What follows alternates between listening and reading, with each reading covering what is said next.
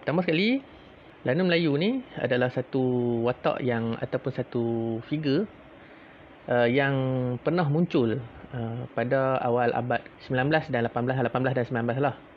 Okey, tapi jarang sekali di alam Melayu ni dibincangkan lah. Terutama sekali berkenaan dengan apakah yang berlaku kepada sistem Lanun. Sistem Lanun, apakah sejarah yang berlaku dan sebagainya lah. Dan masa saya di USM saya duduk tengah buat kajian pasal Perang Kedah Siam. Jadi ada beberapa topik yang menyentuh tentang Lanun Melayu ni lah. Ia telah menyebabkan saya lah dan beberapa kawan-kawan ni, beberapa orang kawan ni telah menerbitkan buku bertajuk Lanun Melayu ni lah. Ni terjemahan. Ni buku dia terjemahan. Lanun Melayu Sebuah Kembara Berbahaya. Buku ni dia buku fiksyen lah. Dia ada campur sikit dengan cerita-cerita berkaitan dengan keadaan sebenar pada masa tu. Dan ada satu buku lagi bertajuk Sadukan The Pirates. Ini cerita yang terkenal di sebelah Sabah dan Sarawak lah, Borneo tentang Lanun yang ada di sana lah. Tapi yang ni, Lanun Melayu ni satu-satunya buku yang boleh dikatakan menceritakan tentang bagaimanakah keadaan orang Melayu yang menjadi Lanun pada ketika itu. Walaupun benda ni lebih kurang macam fiksyen, tapi dia mengupas secara tak langsung apakah yang berlaku, situasi macam mana British menghadapi Lanun-Lanun Melayu lah pada ketika itulah. Okey. Sebelum nak huraikan tentang buku ni, sebenarnya sejarah Lanun di alam Melayu ni dipercayai mula ditulis ataupun dicatatkan oleh Francis Light pada tahun 1760 dalam surat dia, surat Francis Light yang ada di London hari ini. Sebahagiannya telah dibawa balik oleh USM lah. Jadi dalam kisah Lanun Melayu ni disebut tentang satu figure yang bernama Raja Husin. Raja Husin ni kemudiannya Raja Husin ni adalah seorang anak raja yang banyak melabur ataupun sponsor lah. Yang banyak sponsor kepada kegiatan-kegiatan Lanun di sekitar Selat Melaka lah, sebab dia daripada Sumatera. Jadi ada satu buku lagi, The Pirate of Pehu nama dia. Pirate of Pehu ni lah yang menceritakan tentang Lanun yang berkait Lanun Melayu yang mempunyai kaitan dengan Jack Sparrow. Dalam buku Pirate of Pehu tu dia juga menyebut tentang Raja Husin. Jadi by document, by facts, dengan faktanya dan cerita tu tadi, walaupun cerita tu seperti mana buku ini juga, Pirate of Pehu tu cerita dia macam ni juga. Dia bukan kajian sejarah, tapi dia adalah penceritaan secara tak langsung lah berkenaan dengan Lanun Melayu. Jadi cerita tu telah menimbulkan satu fenomena yang begitu besar lah. Masa tu trigger jugalah, trigger untuk kaji berkenaan dengan Lanun Melayu. Okey, jadi saya duk baca lah pelbagai jurnal rekod apa semua ni. Kemudiannya saya simpan lah. Saya tak ada masa lagi lah untuk buat kajian berkenaan dengan Lanun Melayu ni. Tapi dia satu topik yang menarik lah, sebab sebagai contohnya dalam perguruan silat pun ada 1, 2, 3 silat yang dikatakan berasal daripada Lanun. Salah satu dia, kita orang Kedah kan, silat bunga dikatakan berasal daripada Lanun ni lah. Dan mempunyai kaitan dengan, kalau hampa tengok cerita Sultan Mahmud Mangkat di Julang Sultan Mahmud Mangkat di Julang tu. Jadi yang Megat Seri Rama tu dia bergaduh dengan Datuk Megat Alang di Laut.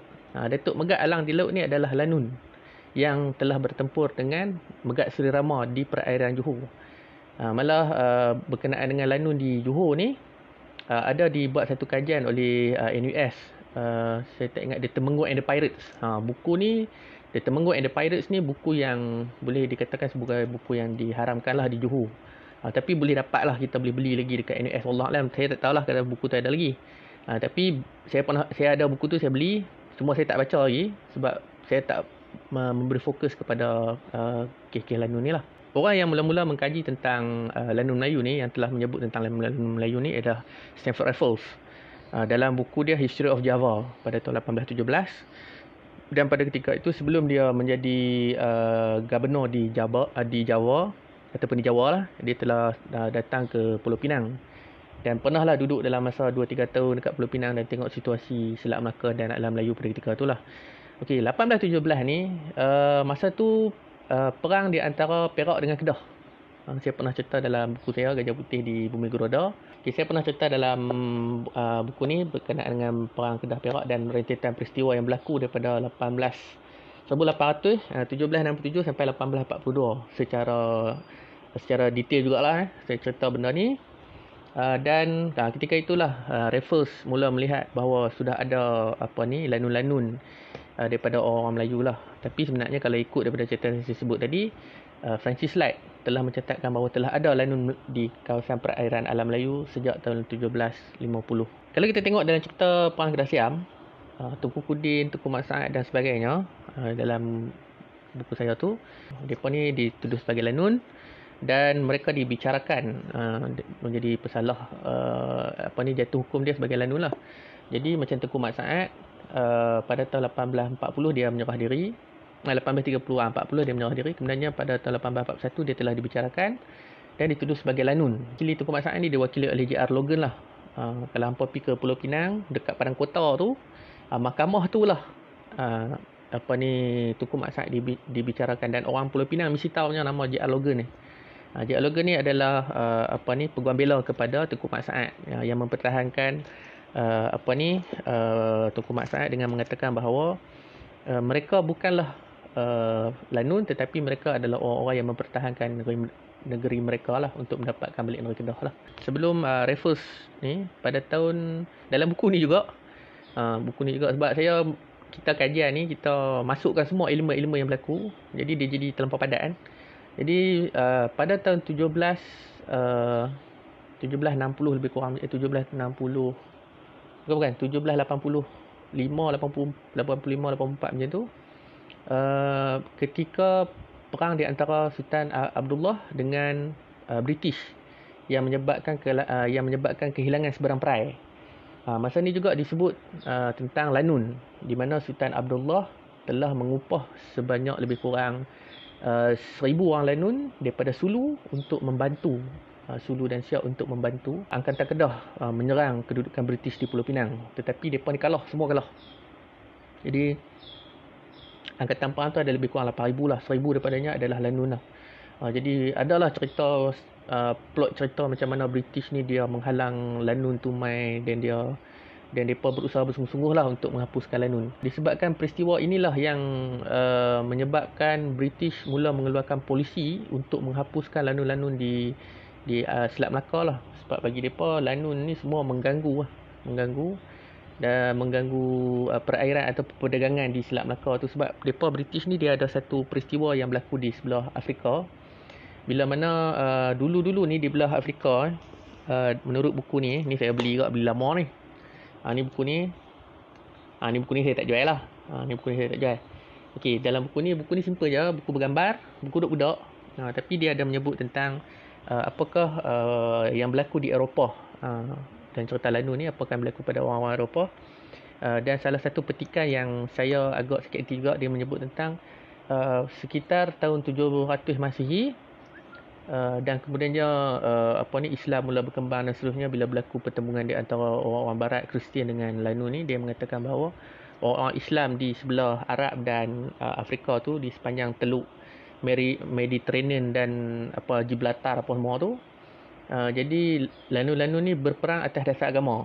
Mereka kata, British kata, orang putih kata, orang Islam ni dia merompok kapal-kapal dagang daripada barat ni, disebabkan mereka ni kononnya berjihad. Padahal mereka ada buat tak kat kita kan, mereka ada buat tahanan kat kita kan. Dan ini adalah alasan-alasan untuk memburukkan agama Islam lah.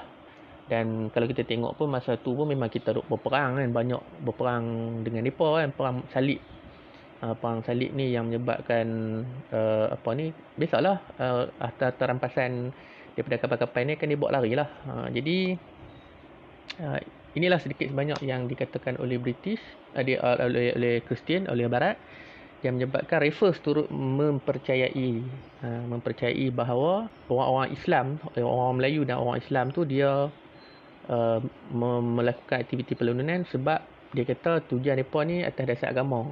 Mereka pakai alasan agama lah. Bagi mereka ni penunggang agama lah. Mereka tuduh kita lagu tu lah.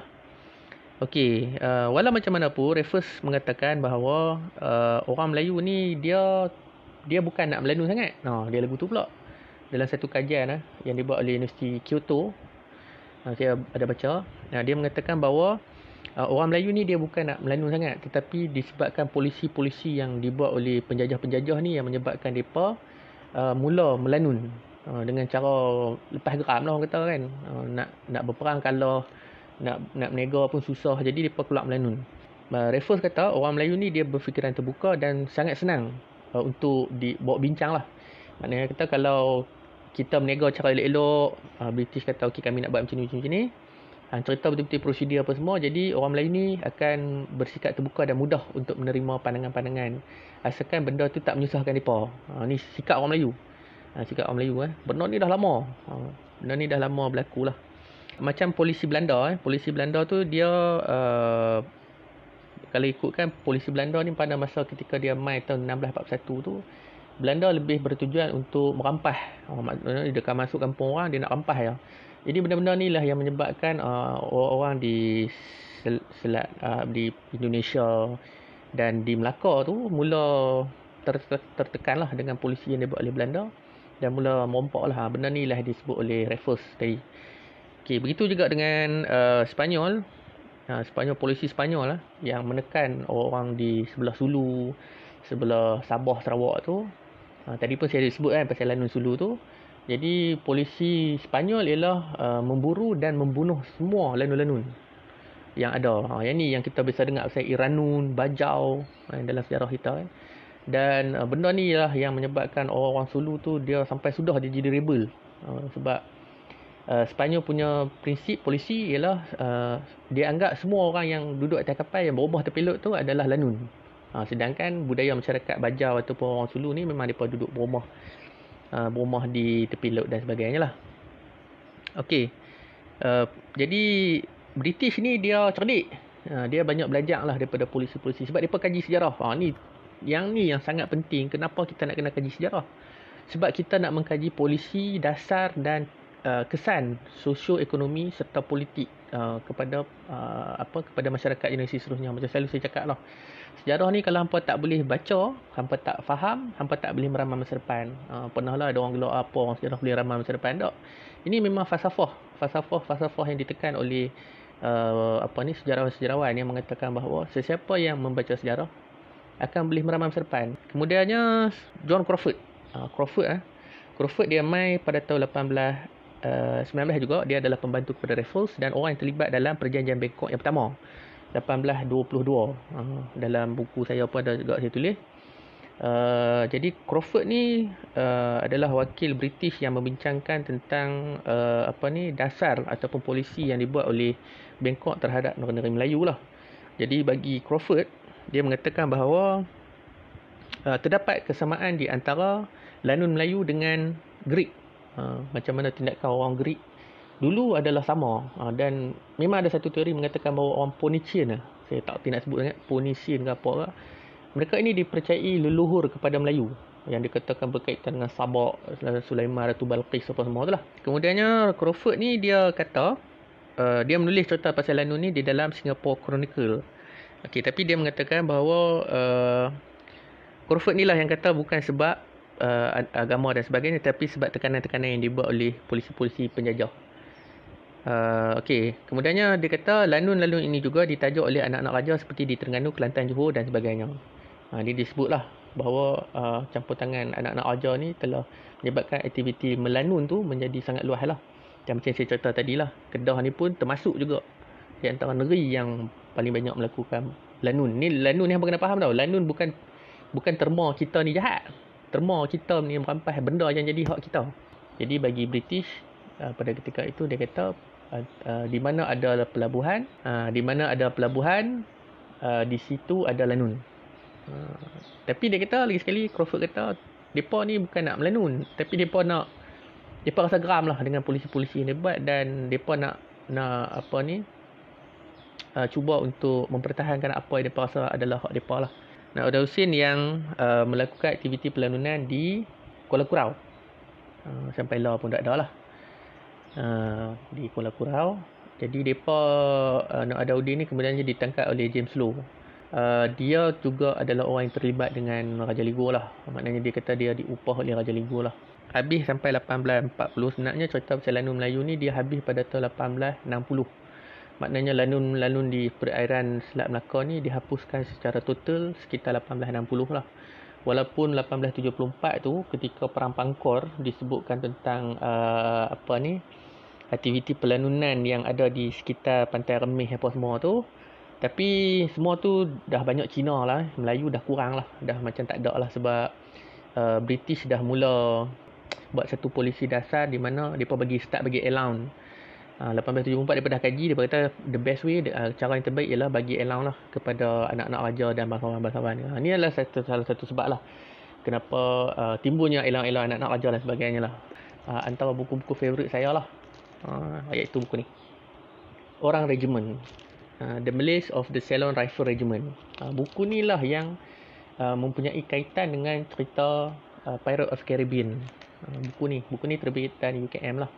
Ditulis oleh B.A. Hussein Mia yang sekarang ni, yang last saya tengok 4 tahun lepas, dia masih berkhidmat di Universiti Begawan di Brunei. B.A. Hussein Mia. B.A. Hussein Mia ni lah yang menceritakan macam mana terbentuknya masyarakat Melayu di Sri Lanka. Dan di dalam ni juga menyebut tentang lanun-lanun Melayu yang ditangkap ni, kemudiannya mereka telah dilatih menjadi askar Melayu, askar British lah. Regimen Melayu ni di bawah British. Dan dia katakan bahawa mereka ni sangat power, hebat.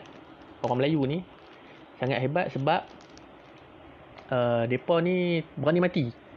Dia kata sampai Duke of Wellington Duke of Wellington ni orang yang mengalahkan Napoleon. Duke of Wellington ni orang yang mengalahkan Napoleon dalam perang Napoleon yang English War. Saya tak ingat tarikh, tapi dia lah orang yang bertanggungjawab mengalahkan Napoleon lah. Dan dia bila dia jumpa dengan orang Melayu dalam regimen Melayu ni, dia kata orang Melayu ni sangat hebat sebab dia tak takut mati dan dia bawa kerih saja. Dia ajak lah bawa senapang semua, tapi kerih saja boleh. Dia jadi bila pegang kerih tu dia jadi berani lain macam. Dan dalam cerita yang lain, kalau nanti hampa baca dalam Raja Kandi punya cerita, perang Raja Kandi tu, regimen ni lah yang lebih kurang 200 orang ni yang telah mengalahkan seluruh angkatan India pada ketika tu lah. So dia ada satu dark side jugalah cerita tentang Malay Regiment ni. Ni buku ni sangat best. Hampa boleh Google, hampa carilah tengok, baca lebih-lebih kurang. Okey. Dan ada disebut jugalah tentang cerita macam mana mereka bawa geng-geng Lanun ni, orang Melayu ni letak di satu pulau bernama Kandi tu. Kemudiannya mereka ni dia kata di pulau itu kelilingnya ada buaya, maknanya tak ada jambatan apa semua lah. Tak tahulah mereka hantar dengan perahu ke macam mana. Tapi yang dia pelik, orang putih pelik, dia kata orang Melayu boleh hidup. Orang Melayu ni boleh hidup dengan keadaan yang tak ada apa. Maknanya tak ada kemudahan asas apa semua lah. Tapi dia kata selepas 5 tahun mereka adaptasi kawasan tu, mereka boleh hidup beranak pinak. Jadi orang putih dia pelik dengan orang Melayu kan. Macam mana orang boleh survive kan dengan keadaan macam tu kan. Dah orang Melayu kot kan, relax kan, kita boleh hidup kan. Tahulah macam mana pun kan, betul tak? Hambatlah kita macam mana pun kita boleh hidup. Jadi pernah lah masa saya buat kajian ni, saya kata orang Melayu ni macam dinosaur, macam buaya lah sifat dia. Buat macam mana pun kita boleh hidup. Pada tahun 1836 tu, 1836 lah, British mengeluarkan satu surat. Sesiapa yang berjaya menangkap Lanun, maka dia akan diberi upah sebanyak 20 pound satu kepala. Jadi sebab tu masa tu British bukan dekat kapal-kapal awam, bukan dekat tentera-tentera British ni, tetapi semua orang yang pada ketika itu memburu Lanun ni. Sayangnya kita tak ada dokumentasi. Tu rugi tentu lah kita. Dokumentasi tak ada. Itu masalah sejarah kita lah. Sebab kita kurang mendokumentasi sejarah-sejarah kita yang menyebabkan kita tak tahu apa. Kita duduk dengar cerita pun daripada versi orang putih dan sebagainya lah. Okay, jadi buku ni RM40, ada 10 kopi saja. Jadi saya berkongsi sedikit cerita daripada Lanun-Lanun ni sebab satu topik yang menarik, yang perlu dikaji, yang perlu dilihat daripada pandangan mata ataupun kacamata kita sendiri sebagai orang Melayu lah. Cuma sayangnya dokumentasi daripada kita sendiri tu tak banyak lah.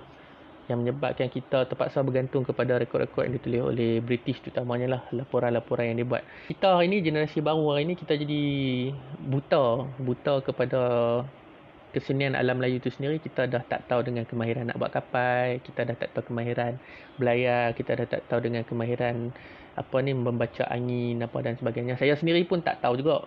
Saya cakap terang lah, saya pun tak tahu sebab saya pun hidup di darat, saya tak hidup di kawasan sungai dan laut kan. Jadi tapi benda-benda tu penting lah untuk dikaji, dilihat dan diangkat semula.